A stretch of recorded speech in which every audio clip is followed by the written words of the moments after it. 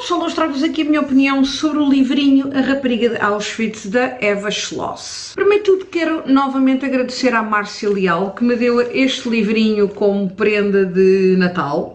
Anos, prendinha, Dol 74. Eu gostei muito. E vou começar já por dizer-vos que vocês sabem que nos últimos anos, infelizmente, são aos pontapés livros sobre o Holocausto. E também já me ouviram dizer que existem livros que, como eu já li tanta coisa, existem livros que já não dizem nada, podem ser muito bons, mas que ou não retratam muito bem, ou não é quem sou eu, ou não retratam da maneira que me cativa sobre os campos ou sobre outras coisas. E este livro é um exemplo de um bom livro do Holocausto, da Segunda Guerra, ou seja, pessoas que não costumam ler muito, ou mesmo quem está habituado a ler muito. Este livro é muito bom e começo já por dizer-vos que vou dar 5 estrelas, porque ele, para além de contar a história da Eva, já vou explicar, descreve o enquadramento político que levou aqui à solução final dos judeus. Explica muito bem as condições dos campos de concentração, nomeadamente Auschwitz e Auschwitz-Birkenau, Auschwitz II-Birkenau. Acho que está muito bom. E depois o pós-guerra. Acho que ele está mesmo muito completo e às vezes é raro eu encontrar um livro que, tanto é que já vos falei, os livros que eu acho que estão mais completos nesse sentido são aqueles que eu recomendo sempre: Os Bebés de Auschwitz, Canção de Embalar de Auschwitz, Bibliotecária de Auschwitz. Por acaso tem todos Auschwitz no título, mas isso não quer dizer nada. Então eu vou começar aqui. Primeiro temos aqui uma grande mentira. Marcador, editora Marcador, não devias dizer isso. A verdadeira história de amor e de sobrevivência da irmã de Anne Frank. A Eva nunca foi irmã de Anne Frank. A irmã de Anne Frank era a Margot, que também foi morta em Auschwitz, juntamente com a irmã. E agora, não me levantei porque não estava a contar com isso. Sabem aquela graphic novel que eu adoro? Tenho duas, mas aquela que eu falo mais sei que a Sandra vai lê-la agora neste mês. Aí mostra mesmo imagens da irmã e da Anne Frank e da Margot a morrerem de fome. Portanto, a Eva não era. O que é que acontece? O Otto, pai de Anne Frank, no final da guerra, ficou viúvo e ficou sem as filhas. Ele já conhecia a mãe da Eva e então eles aproximaram-se. Portanto, ela seria irmandrasta da Anne Frank, só isso. Então o que é que acontece? Eu tirei aqui, como vocês sabem, como veem, muitos apontamentos e também fiz aqui os apontamentozinhos, porque é impossível, isto é tanta coisa e eu quero fazer uma review como deve ser, tenho toda a honra de fazer uma review como deve ser e apontei aqui. Portanto, vocês sabem o que é que despoltou, tal, e depois vamos começar já para essa parte. Fala aqui no início, ela cresceu em Viena, a vida dela, essa parte vou passar para a frente, que é uma parte que não me diz muito. Estamos em 1940 e começam ali a acontecer aquelas situações onde os médicos judeus só podem consultar pacientes judeus, os professores deixam de dar aulas, portanto os judeus que tinham cargos públicos deixam de o poder concretizar. Eles começam a ter que usar a cruz de David, são importunados nas ruas, são maltratados, chamam-lhe nomes. E depois tanto a Eva, o irmão, o pai e a mãe vão também, depois eles viviam em Viena, acabam por ir para a Holanda, porque a Holanda era um país que na Primeira Grande Guerra esteve isento, então estava ali no limbo, tipo Terra Santa, então eles vão para a Holanda e também andaram escondidos lá em várias casas, e ela privou com a Anne Frank, brincam com ela, eram amigas e tal. Mas vamos focar-nos aqui na Eva. Eles depois vão viver para uma casa, uma senhora tenta escondê-los, mas há uma altura que não dá mais, pronto, e eles são apanhados e vão para Auschwitz. Digo-vos já que o pai e o irmão da Eva não regressaram, só regressou ela e a sua Mutti. O que é que eu apontei aqui mais? Aponto quantas coisas, mas depois já disse. Uma coisa curiosa que eu não sabia, mas levou-me logo ao livro, que é o que eu vou começar hoje, por acaso. O chamava-se Sara. Sara, todas as mulheres judias lhes foi dado o nome de Sara e Ismael aos homens. Por acaso era uma curiosidade que eu nunca tinha lido em lado nenhum e achei muito importante falar com vocês. Portanto, vocês já ouviram falar o que é que era a solução final?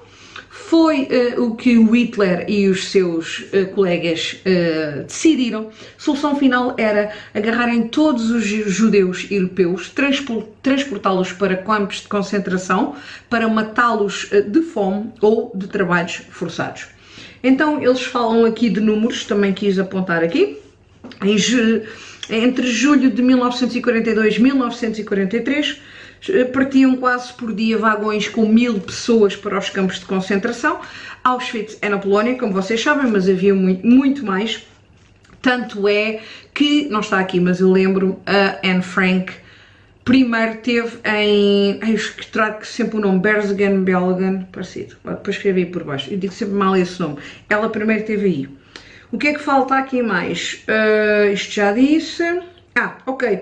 Fala aqui também, que também vocês sabem, no campo, pronto, o Auschwitz I é aqui. Quando vocês veem nos filmes aquelas casas cor de laranja de tijolos com estes ferros e mais não sei o quê, é o campo de concentração de trabalho e onde o Mengele fazia as suas experiências nos bebés judeus e nas mulheres. Depois, 3 km depois, sempre com linha férrea, a Birkenau 2, o campo de concentração onde estavam as fábricas eu fui ver o nome para não dizer mal, porque vocês sabem que eu depois atrapalho-me com os nomes. Zyklon B, que era o gás que os matava, a fábrica era lá. E o que é que acontece também? Em 1943 foram encontrados, mais tarde, mas foram encontrados papéis que em 1943 foi provado que os britânicos e os americanos sabiam o que é que se estava a acontecer, mas que em 1944 eles não deram autorização para estes campos, e nomeadamente estes crematórios serem bombardeados. Eles não autorizavam e sabiam do que é que se estava a passar. O que é que temos aqui mais?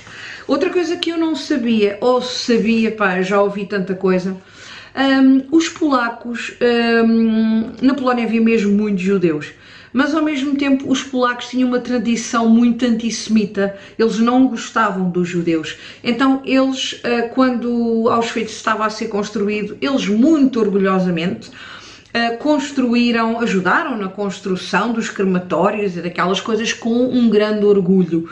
Portanto, eu não me lembrava desta informação e achei que, pá, não há palavras.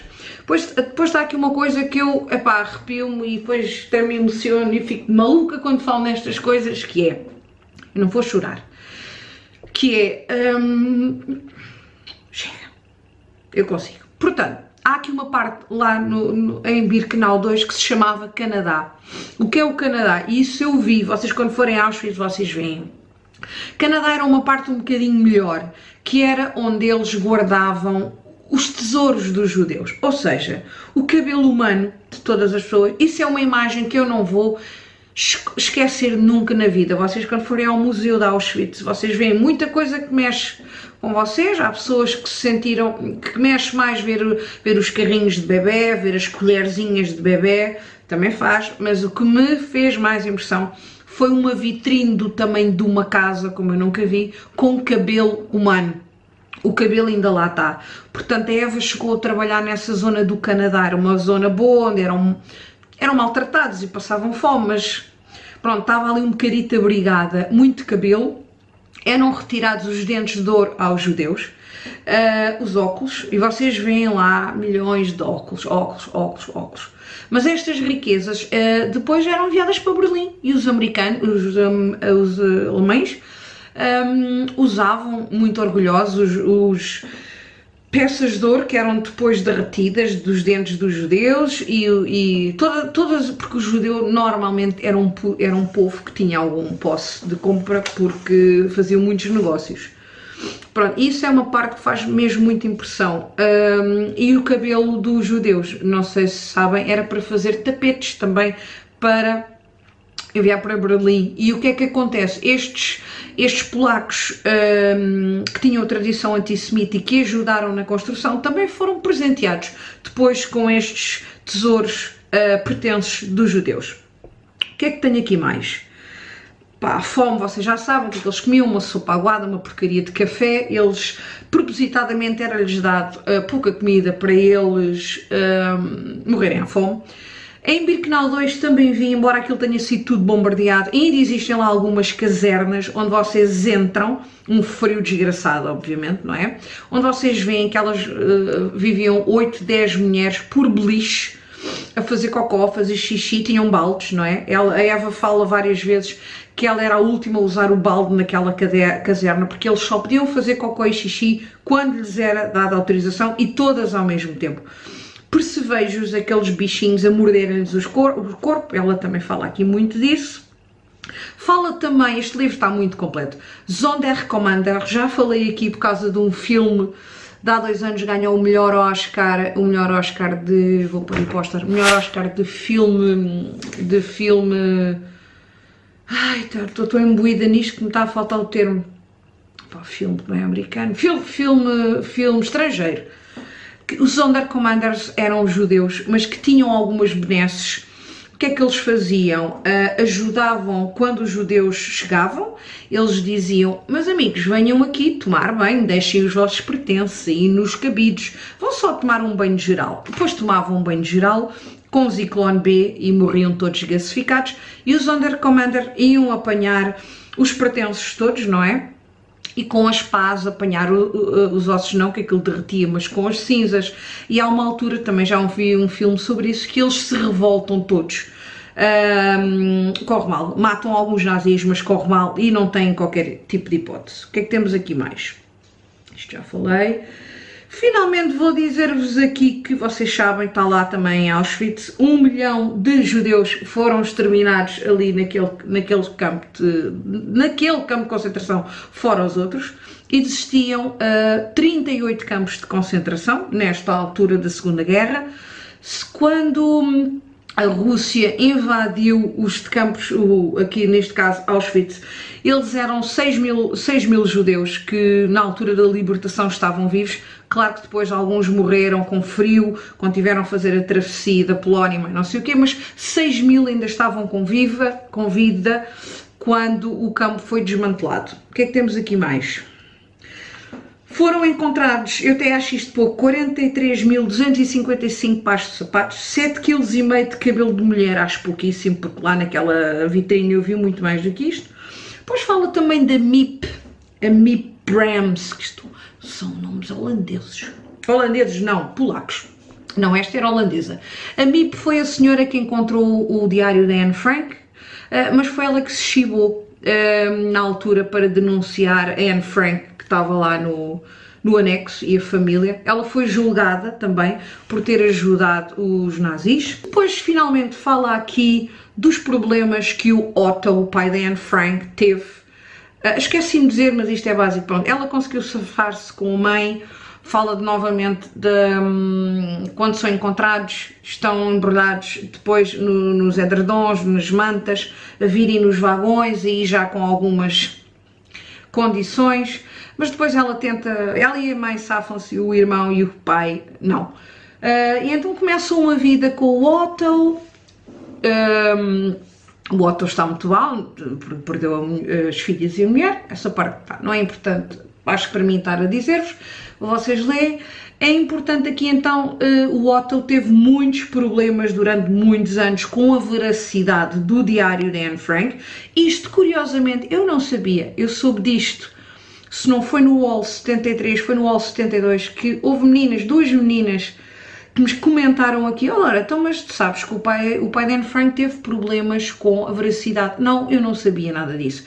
Aqui fala, porque haviam situações onde a Anne Frank falava sobre a entrada dela, ela estava na adolescência e ela vivia com o Peter lá dentro de casa. Acho que não era nada de mal, mas algumas partes do corpo dela, de sexualidade, e ele não quis pôr isso no diário.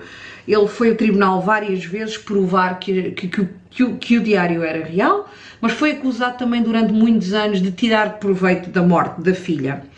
Entretanto, a nossa Eva atualmente já é uma senhora com alguma idade, vai também fazer colóquios a prisões de mulheres e de homens, falar sobre o que ela passou. Inclusivamente, ela é uma das pessoas que está atualmente à frente da casa de Anne Frank, em Amsterdão. Também já fui 2 vezes. Não criem grandes expectativas a pensar que aquilo é uma coisa, aquilo é muito pequenino, é o anexo, e por baixo tem o museu de coisas da Anne Frank, mas acho que é muito interessante, filas e filas à espera. E pronto, falo aqui também muito da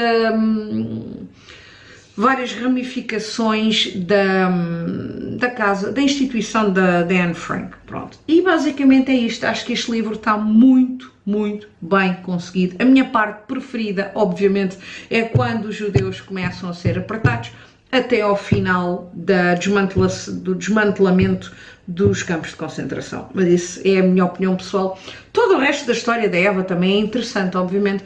Mais uma vez, Márcia, quero-te agradecer. Adorei este livro e espero que vocês gostem, porque vale mesmo a pena. Se já não conseguirem ler este mês, porque tenho visto aí, mais uma vez quero agradecer a todos, tenho visto todos os dias vídeos, fotografias no Instagram com hashtag, até pessoal que não anda a ler muito e eu tenho visto lá, um beijinho para todos, e pessoal que até nem é muito dos livros, já lá vi pessoas, não vou dizer nomes, mas pessoas que, pá, muito fixe. Se não lerem este ano, leem para o ano, o All 75 que vai haver, ou leem durante o ano. Tchau, pessoal!